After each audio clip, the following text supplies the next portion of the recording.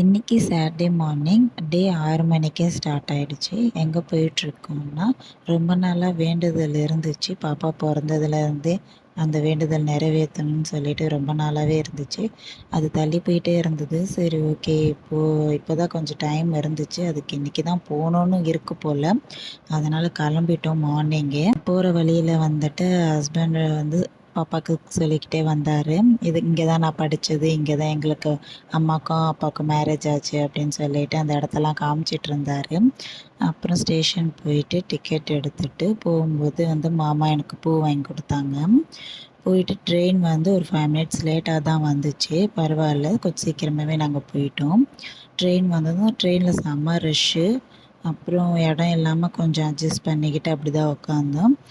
இப்போ நாங்கள் எங்கே வேண்டுதல் இருந்துச்சு அப்படின்னா, எங்களுக்கு புட்லூரில் இருக்க பூங்காவனத்தம்மனுக்கு தான் வந்து வேண்டுதல் இருந்துச்சு 1 இயர்க்கு முன்னாடி.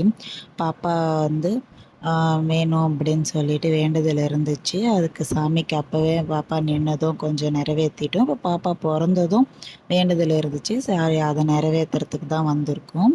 அங்கே ஸ்டேஷன் வாசல்லே வந்துட்டு அம்மனுக்கு என்னென்ன வேணுமோ அதை அங்கேயே வாங்கிட்டோம். பூஜை பொருள்லாம் எலுமிச்சை மாலை 2 வாங்கினோம். அப்புறம் 3 லெமன் வாங்கிக்கிட்டோம். ஒன்று வந்துட்டு எங்கள் 3 பேருக்கு சுற்றி போட்டாங்க அந்த கோவில் வாசல்லையே.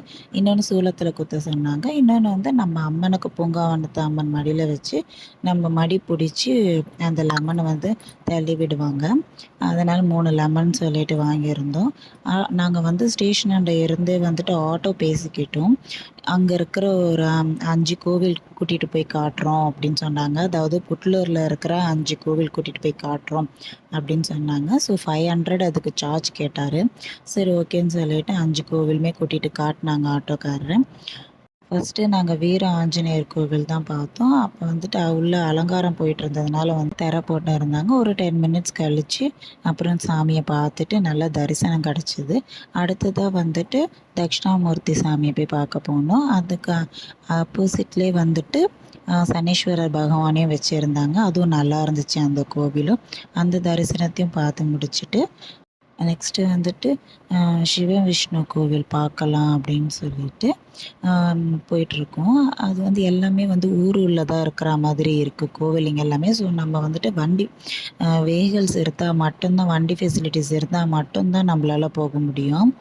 அதனால் ஆட்டோக்காரரே வந்துட்டு எங்கள் 5 டெம்பிளுமே கூட்டிகிட்டு போயிட்டு காமிச்சாங்க. ஆனால் எந்த கோவில்லையுமே வந்து ஃபோன் நாட் அலவுடு உள்ள.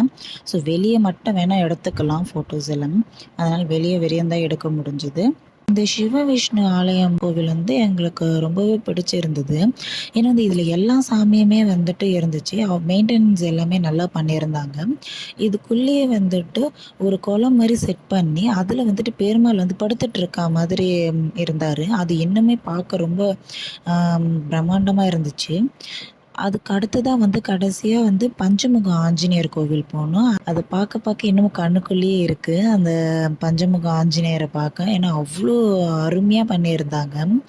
அதனால் நீங்கள் புட்லூர் போகிற மாதிரி இருந்துச்சுன்னா நீங்கள் எதையுமே மிஸ் பண்ணாமல் பார்த்துட்டு வாங்க. இன்றைக்கி டே எங்களுக்கு இப்படி தான் போச்சு. அடுத்த ஒரு வீடியோவில் பார்க்கலாம். தேங்க்யூ.